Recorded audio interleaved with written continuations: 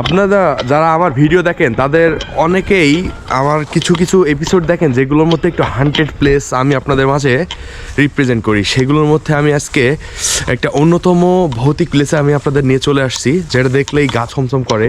সেই জায়গাটাতে আমি এখন অবস্থান করছি ঝিনাইদহ জেলার মহেশপুর উপজেলার একটা ছোট্ট একটি গ্রাম।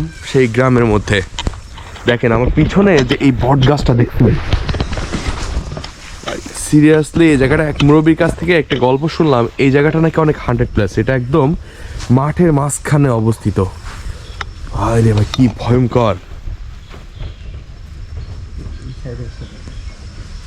ও, এটা নাকি প্রায় 500 বছরেরও পুরাতন। সত্যি ভয়ঙ্কর।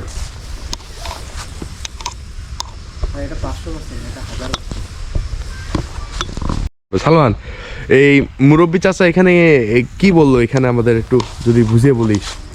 আসলে আমি তার মুখ থেকে যা শুনলাম, জায়গাটা অনেক ভয়ঙ্কর। মানে রাত্রেবেলা বিশেষ করে, মানে সন্ধ্যার পরে এদিক থেকে নাকি মানুষজন যাইতে ভয় লাগে। মানে এখান থেকে অনেকে ভয় পায়, কারণ জায়গাটা একটু ভৌতিক, মানে এরকম প্লেস হয়ে ওঠে।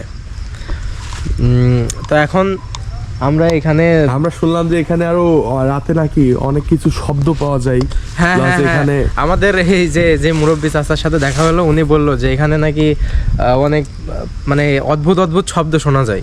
তো জিনিসটা কতটুকু সত্য সেটা আমরা তো বলতে পারবো না, তবে দেখে যা মনে হচ্ছে, বোঝা যাচ্ছে যে এরকম হইতে পারে কিছুটা। তো এখন দেখতে থাকুন। সত্যি হান্টেড প্লেস। ভিতরে যাওয়ার পরিবেশ না, আমি যে দেখাতাম খুবই ভয়ঙ্কর পরিবেশ। আপনার আশেপাশে যদি এমন কোনো হান্টেড প্লেস থেকে থাকে অবশ্যই কমেন্ট করে জানাবেন। ভিডিওতে তুলে ধরার দায়িত্ব আমার। ধন্যবাদ সবাইকে।